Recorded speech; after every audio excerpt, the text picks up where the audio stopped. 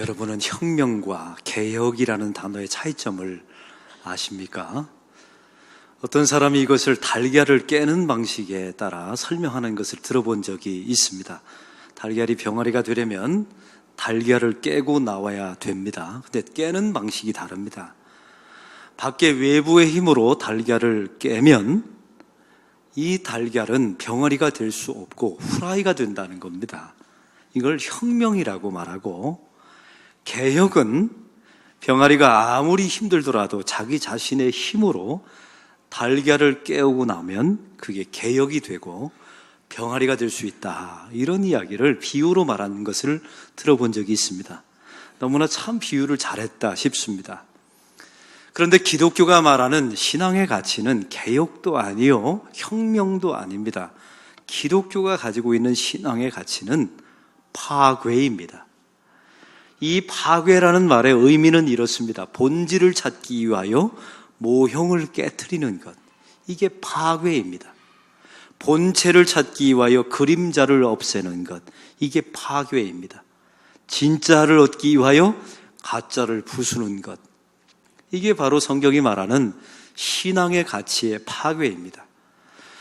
이 신앙의 가치 파괴를 자기 사업에 적용한 사람이 있었습니다. 이 사람은 식당을 운영할 때 대부분의 사람과 좀 다른 점이 있었습니다. 예를 들면 대부분의 식당들은 세상의 트렌드가 무엇일까, 요즘 사람들의 입맛은 무엇인가 하면서 트렌드를 찾아가지 않습니까? 시대의 흐름, 유행을 찾아갑니다. 근데 이상하게 이 사람은 결코 사람에게 변하지 않는 맛은 뭘까 도대체? 그것을 고민해서 그걸 찾아내는 사람들이 있습니다. 그게 음식 재료 본연의 맛, 고향의 맛, 이런 것을 찾아내어서 음식을 50년 동안 한 자리에서 한 메뉴를 만들어내는 사람들이 있어요. 이런 사람들을 만나면 너무 고맙죠. 왜냐하면 50년 전에 맛봤던 음식을 지금도 볼 수 있고 그 본연의 재료의 맛을 살리니까요. 이게 바로 상식 파괴입니다. 트렌드 파괴라고 말하죠. 본체를 얻기 위하여 모형을 깨는 것, 이런 의미입니다. 오늘 성경의 내용도 바로 이런 관점으로 나누길 원합니다. 예수님께서 요한복음에 보면 공생애를 시작하면서 예루살렘 성전에 올라가십니다. 근데 다른 마태, 마가, 누가복음에 보면 우리 예수님께서 공생애를 다 마치시고 십자가를 지시기 전에 예루살렘에 올라가셔서 성전을 깨끗하게 하셨다는 내용이 나옵니다. 그 많은 신학자들은 우리 예수님께서 2번 올라가셔서 성전을 정화시켰다라고도 말합니다. 횟수는 별로 중요하지 않아요. 이 사건이 우리에게 주는 의미가 무엇인가가 아주 중요합니다. 우리 예수님께서 올라가신 예루살렘 성전은 대헤롯 왕이 지어준 성전입니다.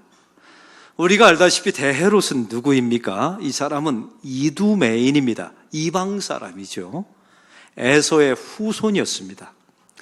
이 사람에게는 혈통적인 컴플렉스가 있었습니다. 그것은 바로 유대인들을 통치하는 로마 집단의 어용왕으로 세워졌는데 자기는 이방인인 겁니다. 그래서 유대인들을 통치하기에 너무나 어려운 점이 있었어요. 이 부분을 상쇄하기 위해서 이 대헤롯 왕이 이스라엘 백성에게 지어준 것이 바로 성전이었습니다. 솔로몬 성전보다 훨씬 더 크게 짓죠. 왜냐하면 사람의 환심을 사기 위해서. 자기의 돈으로 짓지 않습니다. 성전에다가 13개 종류의 헌금함을 두고 성도들의 돈을 착취해서 예루살렘 성전을 지어줍니다. 목적은 한 가지예요. 사람들의 환심을 사기 위해서. 이게 성전을 지었던 목적 자체가, 동기 자체가 잘못되었던 겁니다. 우리 예수님의 눈에 그게 왜 안 보였겠습니까? 또한 우리 예수님의 눈에 거슬리는 게 있었습니다. 성전에 올라갔더니 그 당시에 그 환전, 동전을 바꾸는 사람들이 있었고 소와 양과 비둘기를 바꿔주는 사람들이 있었습니다. 이걸 이해하려면 그 당시에 종교적인 문화적 상황을 생각해 보셔야 합니다. 예루살렘 성전에 올라와서 예배 드리러 오는 모든 사람들은 다 디아스포라들입니다. 핍박을 받아서 전 세계에 흩어져 있는 유대인들입니다. 성인 남자가 1년에 3번씩 예루살렘 성전에 올라와서 절기를 지키고 하나님 앞에 예배 드려야 되지 않습니까? 그래서 올라오는데 이들이 가져온 동전은 로마의 데나리온입니다. 왜냐하면 이들이 성전에 들어오게 될 때 속전죄, 속전을 의미하는 성전세를 내야만 됐습니다. 그들이 가지고 있는 동전은 로마가 사용하는 데나리온입니다. 아테네가 사용하고 있는 드라크마였어요. 이 두 가지 동전은 사실은 하나님께 드릴 수 없는 동전이었습니다. 왜냐하면 그 동전의 앞면에는 황제의 얼굴이 새겨져 있었고 뒷면에는요, 황제가 나의 하나님이시다, 이런 문기가 적혀져 있는 겁니다. 이런 동전을 성전세로 낼 수는 없지 않습니까? 그래서 그들은 유대인들이 사용하는 세겔로 이 동전을 환전하게 된 것입니다. 여기까지는 문제가 없어요. 또 소와 양과 비둘기를 바치는 것 하나님께서 명령하신 것이었죠. 그런데 문제가 있었습니다. 먼 나라에서 그들이 양과 소를 가지고 예루살렘까지 끌고 옵니다. 그런데 성전에 오면 하나님께서 명령하신 것 중에 소와 양을 드릴 때 흠이 없어야 됐습니다. 그 먼 거리 수백 킬로를 데리고 오다 보니까 흠이 생기는 거예요. 그래서 제사장이 퇴짜를 놓습니다. 그럼 그들은 성전 마당에 있는 소와 양을 바꿔주는 사람에게 가서 다시 흠이 있는 양을 팔고 흠이 없는 양을 사서 하나님께 제사 드릴 수밖에 없었습니다. 그런데 여기에 문제가 있었던 겁니다. 첫 번째는 이들이 폭리를 취하기 시작했어요.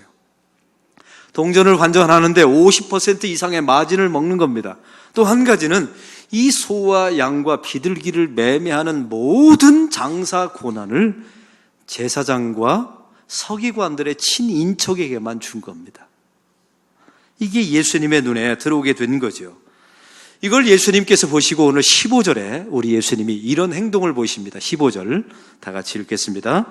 노끈으로 채찍을 만드사 양이나 소를 다 성전에서 내쫓으시고 돈 바꾸는 사람들의 돈을 쏟으시며 상을 엎으시고. 우리 예수님께서 저들의 상을 엎어버리시고 채찍으로 장사치들을 다 내쫓아 버린 겁니다. 이걸 지금의 말로 말한다면 우리 예수님께서 저들의 밥그릇을 건드린 겁니다. 사랑하는 성도 여러분, 우리가 교회나 성전이나 다 마찬가지입니다. 2000년 후나 지금이나 옛날이나 우리가 예수를 믿고 하나님을 믿는 사람들은 우아하게 살아갈 때도 있지요.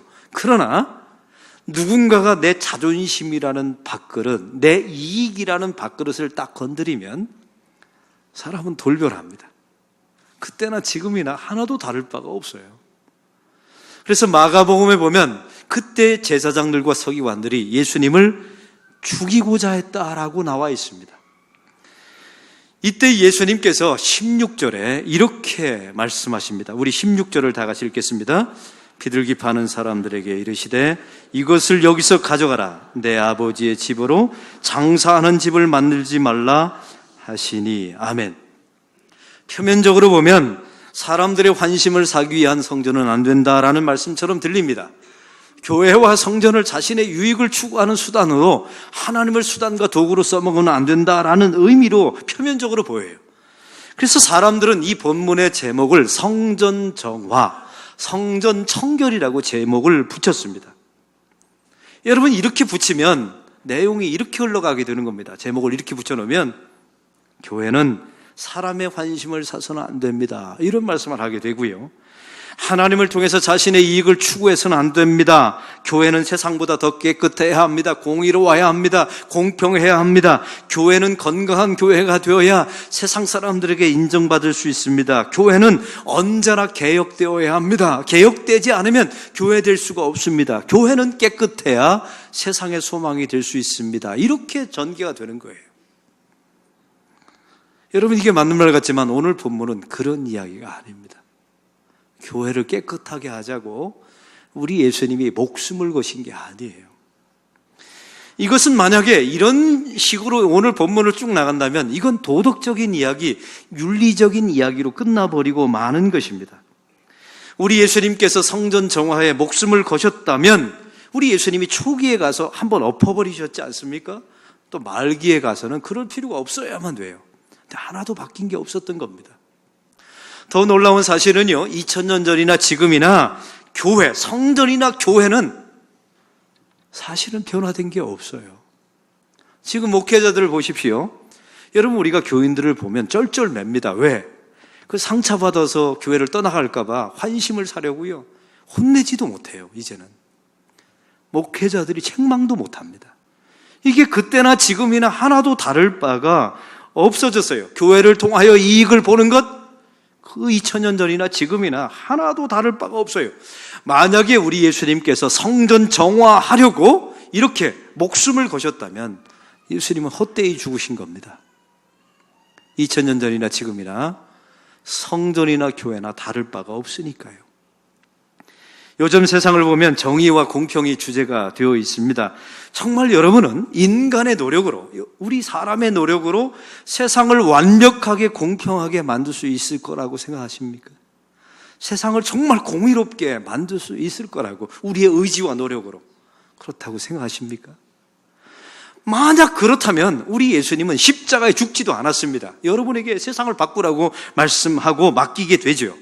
많은 사람들이 교회 안에 와서 공의와 공평을 주장하는 분들이 있습니다. 맞습니다. 교회도 공평해져야 되고 공의로워져야 합니다. 그러나 교회는 이것을 부르짖는 곳이 아니에요. 그게 절대 가치나 최후 목표가 되어서는 안 됩니다. 왜냐하면 교회는 도덕적인 집단, 윤리적인 집단으로 머무러서는 안 되는 곳이에요. 교회는 공의와 공평을 뛰어넘는 은혜가 있어야 되며 구원이 있어야 되며 복음이 있어야 되는 곳입니다. 할렐루야. 교회는 그런 곳이에요. 오늘 본문의 제목은 그래서 성전 정화, 정결이 아닙니다. 성전 파괴라고 이름을 지어야 돼요. 여러분, 파괴가 무엇이라고요? 본질을 찾기 위하여 모형을 깨트리는 것, 본체를 찾기 위하여 그림자를 지워버리는 것, 진짜를 얻기 위하여 가짜를 부수는 것, 그게 바로 파괴입니다. 그럼 오늘 말씀에 성전 파괴라고 이름을 붙인 이유를 설명해 보겠습니다. 실체 대신 예수님이 왔으니 모형인 성전은 이제 물러가라는 겁니다. 실체 대신 어린 양 대신 예수님이 이 땅에 왔으니까 모형되는 어린 양의 제사는 바쳐지지 않아도 된다는 겁니다. 이제 내가 대제사장으로서 실체 대신 제사장으로 왔으니까 이제는 제사장의 역할과 기능은 끝났다는 겁니다. 내가 실체가 왔으니 모형은 물러가라. 이게 성전 파괴, 오늘 본문의 이야기입니다. 사랑하는 성도 여러분, 6월절이 되면 성전에서 약 25만 마리의 어린 양을 잡아댔습니다. 이스라엘 백성들의 죄를 사하려고 어린 양의 그 피를 흘려가면서 잡아댔지요. 그 어린 양은 이 땅에 오실 누구의 그림자입니까? 오실 예수 그리스도의 그림자예요. 우리 예수님께서 그 성전 상을 엎으시면서 그 채찍으로 내쫓으면서 정결해라, 깨끗하라, 이걸 말하고 싶은 게 아니라 이제는 실체 대신 내가 왔으니, 하나님 구약의 성경에 약속하신 그 어린 양의 실체인 내가 왔으니 어린 양은 이제 제사 드리지 않아도 된다는 하나님의 아들의 외침이었던 것입니다. 어린 양을 드렸던 제사장들은, 그들은 무엇입니까? 우리의 영원한 대제사장으로 이 땅에 오실, 우리의 영원한 중보자로 오실 예수님의 그 그림자에 불과했던 거예요. 이 모든 제사를 드렸던 성전도 마찬가지입니다. 예수님의 죽으심으로 단 한 번의 제사로 여러분의 과거와 현재와 미래의 모든 죄를 대속하신 그 모든 제사가 이루어지는 예수 그리스도, 그분을 보여주었던 그림자가 성전이었던 겁니다. 그래서 예수님이 말씀하신 거예요. 내가 실체이니 그림자는 물러가라. 내가 본질이니까 모형은 가라. 내가 진짜이니까 가짜는 파괴되어라. 우리 예수님께서 이걸 말씀하고 싶었던 거예요. 성전을 깨끗하게 하라. 이득을 보면 안 된다. 사람의 환심을 사지 말아라. 이런 도덕적인 이야기 하려고 예수님이 여기다 목숨을 건 게 아니란 말이에요. 우리 예수님이 성전이었습니다. 그러므로 모형인 성전은 파괴되어야 됩니다. 여러분, 그래서 우리 안락교회를 성전이라고 말합니까? 교회라고 말합니까? 교회라고 말해요. 여기는 성전이 아니에요. 진짜 성전 되신 예수님께서 2000년 전에 이 땅에 오셨기 때문에 우리는 이곳을 성전이라고 말하지 않고 교회라고 말합니다. 성전은 이미 무너졌어요. 그 건물 또한 AD 70년에 로마 장군 티투스에 의해서 흔적도 없이 사라져버리고 맙니다. 우리 예수님이 실체이신 제사장이지 않습니까? 그러므로 더 이상 제사장은 필요가 없습니다. 기능을 다 한 겁니다. 목사도 제사장이 아니에요. 이 땅의 제사장은 우리 예수 그리스도 오직 한 분이십니다. 우리 예수님이 이 땅에 오신 어린 양이십니다. 더 이상 어린 양을 잡지 않아도 됩니다. 피 흘림이 없어도 돼요. 왜요? 십자가에서 단 한 번의 그 제사를 통하여 인류의 모든 죄를 사하셨기 때문입니다. 여러분, 이걸 믿으십니까? 이게 기가 막힌 이 장면인 겁니다. 유대인들이 이런 예수님에 대해서 이렇게 말합니다. 내가 이런 일을 행하니 무슨 표적을 우리에게 보이겠느냐. 이 말의 뜻은 이렇습니다. 내가 무슨 권한으로 이런 일을 하느냐. 이때 예수님께서 19절에 이렇게 대답하십니다. 다 같이 19절 읽겠습니다. 예수께서 대답하여 이르시되 너희가 이 성전을 헐라 내가 사흘 동안에 일으키리라. 아멘. 여러분, 여기서 헐라라고 하는 단어는 헬라어 리사테라고 하는 단어인데 파괴하다라는 뜻입니다. 너희가 나를 파괴하라라는 의미죠. 그러면 일으키리라, 이 헬라어 에게로라는 단어는 스스로 다시 살아나리라라는 뜻입니다. 이걸 붙여서 한번 해보겠습니다. 너희들이 나를 파괴하라, 성전 대신 나를 파괴하라. 그러면 내가 스스로 사흘 만에 일어나게 될 것이다. 이게 주님의 부활을 의미하는 단어였습니다. 우리 예수님께서 말씀하신 것은 성전을 깨끗해야 합니다, 이익을 보지 말아야 합니다, 이런 도덕적인 이야기를 하는 게 아니었습니다. 실체이신 예수님이 왔으니 모형은 파괴되어져야 된다, 이걸 말하고 있는 것입니다. 너희가 나를 파괴하면, 성전된 나를 파괴하면 사흘 만에 내가 스스로 다시 살아나게 될 것이다, 이걸 말씀하고 싶어서 이 성전 사건을 일으킨 겁니다. 사랑하는 성도 여러분, 신앙이라는 것은 무엇입니까? 교회 안에 신앙생활을 하면 모형이 너무 많아요.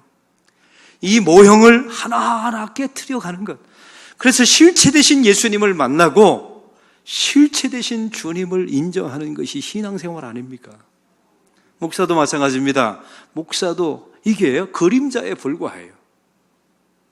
여러분은 이 윤동이를 파괴하셔야 합니다. 그래야 우리 사역의 목사의 목회에 실체 되신 예수님을 만날 수가 있어요. 저는 목회를 할 때마다 하나님께 다짐하고 있는 게 있습니다. 우리 교회가 지금 건축 과정에 있지만 건물을 크게 짓는 것이 목회 성공입니까? 한번 묻습니다. 아닙니다. 교인을 10,000명, 10만 명 모으면 그게 정말 목회적인 성공일까요? 그렇지 않습니다. 저는 제가 내리는 목회적인 성공의 기준이 있어요. 제가 여러분에게 목회를 하고 설교를 하지 않습니까? 그러면 여러분이 마음속에 야, 저 목사가 전하는 예수님은 참 좋다, 저 목사가 선포하는 예수님은 참 믿고 싶다, 그리고 어느 순간인가 믿어진다, 그리고 저런 예수님이라면 내 인생을 걸어도 좋다, 이런 믿음, 이런 마음이 여러분에게 있다면 그게 제 목회의 성공입니다. 제가 실체가 아니에요. 직분도 마찬가지입니다. 여러분이 가지고 있는 직분은 누가 주셨습니까? 하나님이 주셨죠. 무엇을 하라고? 하나님의 일을 하라고요. 이 땅의 한시적인 직분입니다. 죽어서는 천국에 가서 여러분의 직분이 불려지지 않아요. 여러분의 직분은 모형에 불과합니다. 그 모형의 일을 통해서 실체 되신 예수님을 만나야 되는 줄로 믿습니다.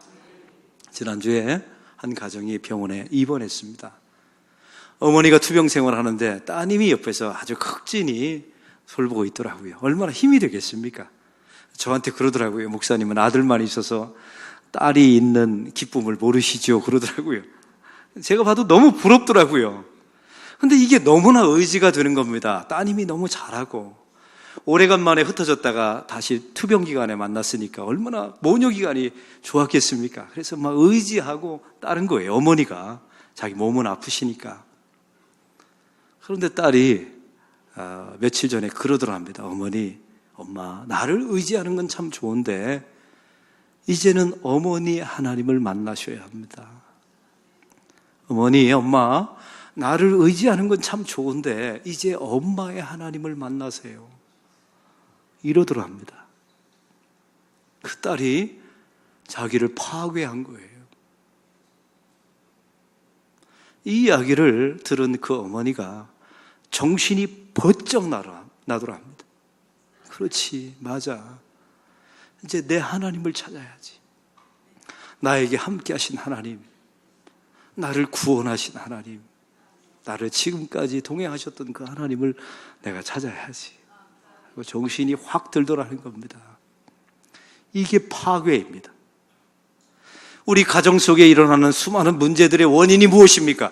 하나님께 얻어서 구해야 되는 것을 자식에게 구해요. 부모에게 구합니다. 남편에게, 아내에게 구해요. 그러니까 실망하죠. 그 사람은 하나님이 아닌데 하나님께 얻어야 되는 기쁨, 소망 이런 것들을 다 사람에게 구하니까 문제가 생기는 거죠. 우리가 지금까지 기도했던 것들이 무엇입니까? 하나님, 내 자녀를 위해서 이거 주세요, 이거 주세요. 그렇게 기도했다면 이제부터는 하나님, 저의 자녀에게 정말 필요한 것은 하나님의 은혜입니다.